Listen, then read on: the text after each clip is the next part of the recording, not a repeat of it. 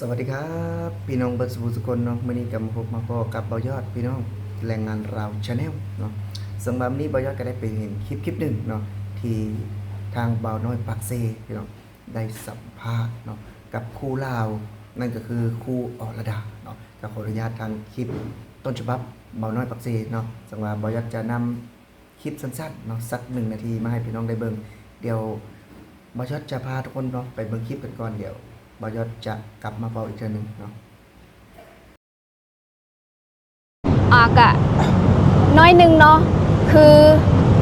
มันจะมีแบบไหว้ครูแล้วเพิ่นกะนบแท้ๆหั่นน่ะคือทางบ้านเฮายังบ่มีแบบยังบ่มีนบเนาะแม่นยังบ่มีแบบนบกะกาบคือแบบออกมาจากใจของลูกศิษย์แต่ว่าฝั่งลาวลูกศิษย์กะฮักและแบบอยากเฮ็ดคือทางฝั่งไทยแต่อาจจะมีความแตกต่างในการสอนแตกต่างกันเนาะแม่นระบบการสอนกะจะบ่คือกันสิ่งที่ให้ในมื้อนั้นก็คือคลิปนั้นมันขายคือชีวิตของครูก็เลยแบบขนาดเว้าเดี๋ยวนี้ก็ยังรู้สึกว่าโอ้ยเห็นภาพเลยเห็นเขาว่าเป็นยังครูเป็นครูเป็นยังคือบ่สอนให้เด็กน้อยนบเป็นเด็กน้อยวายจังซี่นะอันนี้เนาะครูต้องยอมรับเลยเฮาเป็นครูเป็นหยังคือบ่สอนเฮาสอนบ่ต้องไปเว้าบนอื่นว่าครูลาวบ่สอนเด็กน้อยนบเด็กน้อยไว้ครูลาวสอนตลอดสอนทุกมื้อจนแบบรู้สึกว่าท้อจนรู้สึกว่าเมื่อยแต่ก็ยังบ่ท้อบ่ถอยนะสอนตลอด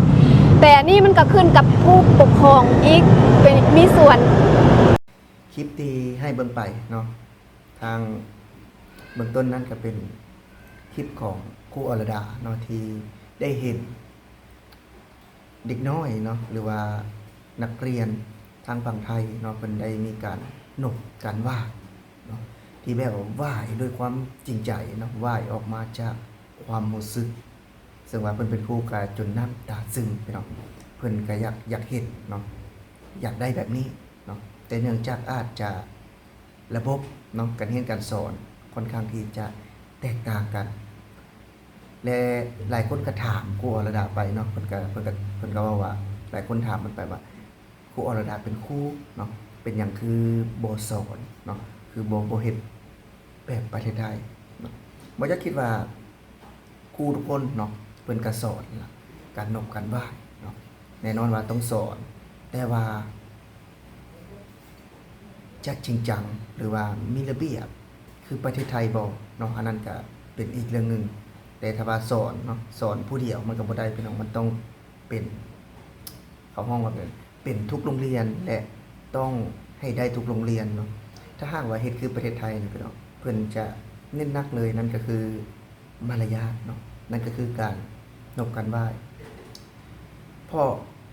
ครูลาวเนาะหรือว่าครูอรดาเพิ่นก็ได้เข้ามาประเทศไทยหลายครั้งแล้วเนาะเพิ่นก็ได้เห็น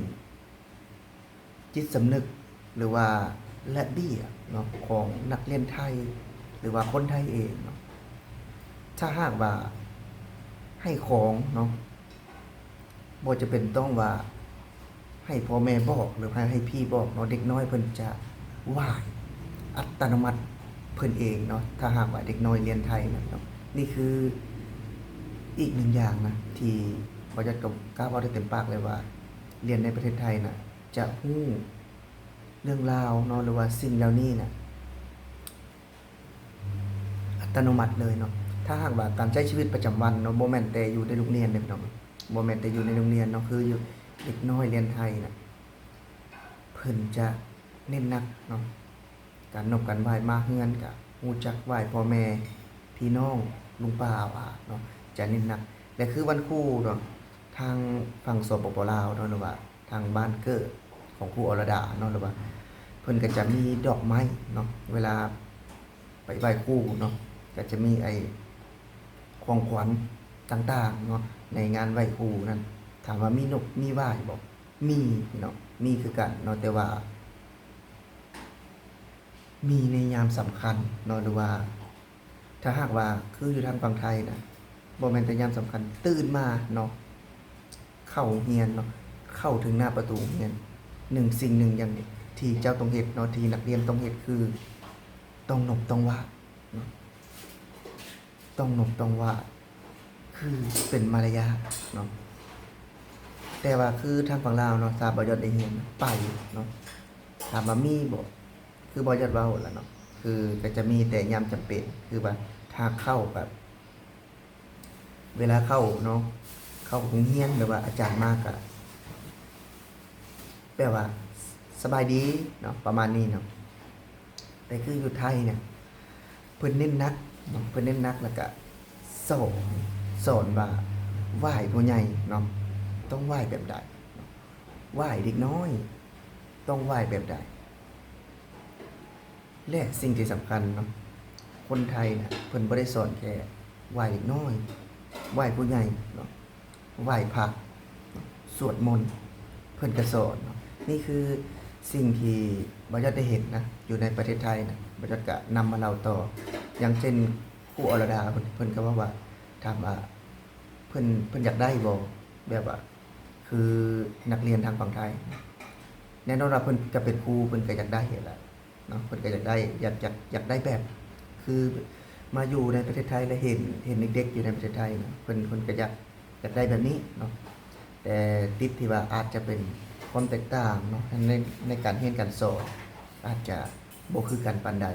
และสิ่งที่บ่ยอดได้เห็นเนาะบ่ยอดได้เห็นในการที่ครูอรดาเพิ่นก็ได้มาเที่ยวเนาะได้มาเที่ยวอยู่กรุงเทพมหานครนี่ก็ถือว่าหลายเทื่อเนาะแล้วก็ชุดล่าสุดเพิ่นก็ได้พาน้องๆเนาะที่มาจากฝั่งสปปลาวเนาะเป็นลูกศิษย์ของเพิ่นเอง ที่ได้พามาเที่ยวก็ได้ไปเที่ยวสถานที่ต่างๆเนาะบ่ว่าจะเป็นเที่ยว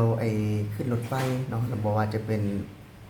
สถานที่ท่องเที่ยวของประเทศไทยเนาะบ่ว่าจะเป็นวัดเนาะคือบ่จะได้เห็นนะเพิ่นก็ได้ซึมซับแล้วก็ได้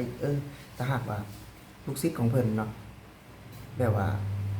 มีโอกาสได้มาประเทศไทยและได้เบิ่งเนาะเพิ่นก็อยากเฮ็ดนะลูกศิษย์ของเพิ่นก็อยากเฮ็ดแบบว่าคล้ายๆคือกับคนไทยเนาะคือกับคนไทยที่แบบว่าตื่นมาเนาะหรือว่าเฮาไปโรงเรียนเนาะเจอครูเฮาก็ต้องไหว้เพิ่นก็อยาก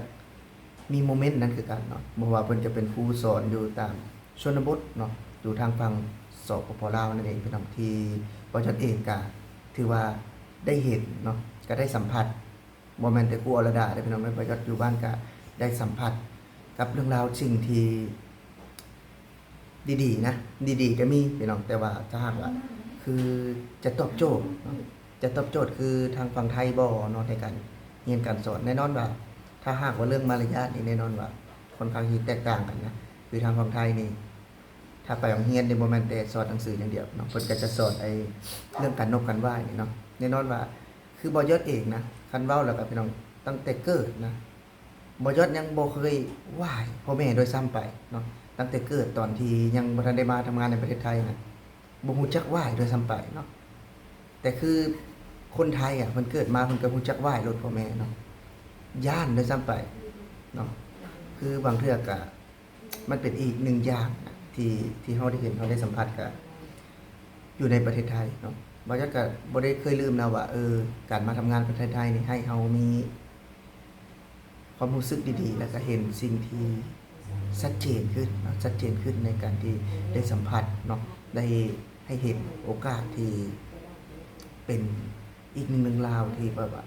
คนลาวมาทำงานในไทยก็ต้องได้สัมผัสเนาะสิ่งดีๆเหล่านี้